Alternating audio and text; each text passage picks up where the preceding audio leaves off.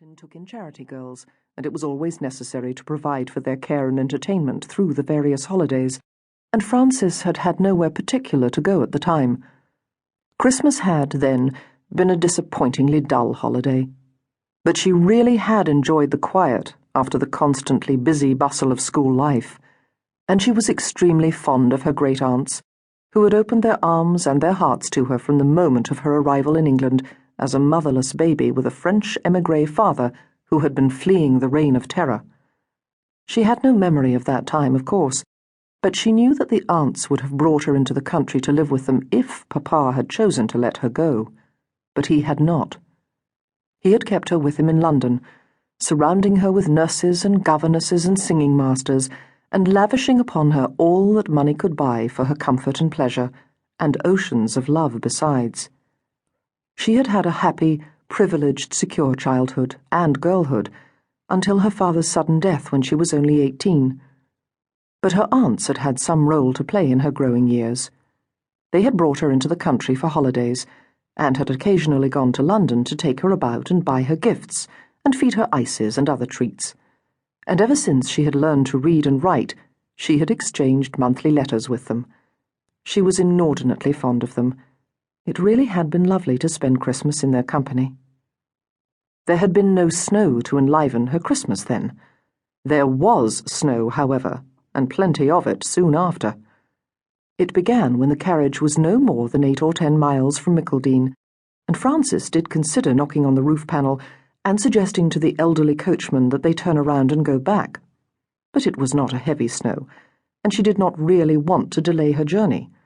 It looked more like a white rain for all of the hour after it began.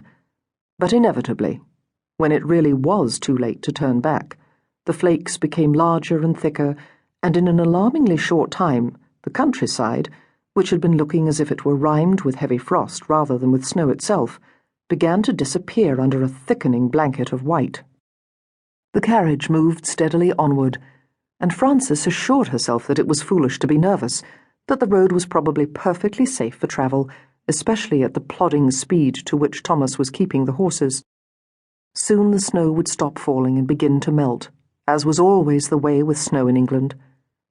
She concentrated her thoughts on the term ahead, planning which pieces of music she would choose for the senior madrigal choir to sing. Something bright and brilliant and Elizabethan, she thought. She wondered if she dared choose something in 5 parts. The girls had mastered 3-part singing, and were doing rather well at 4-part pieces, though they did sometimes break off in the middle of a phrase to collapse in laughter as they got hopelessly entangled in complex harmonies. Frances smiled at the thought. She usually laughed with them. It was better, and ultimately more productive, than weeping. Maybe they would try 5 parts. Within another half-hour, it was no longer possible to see anything but unrelieved white in any direction, and no longer possible to concentrate upon thoughts of school or anything else.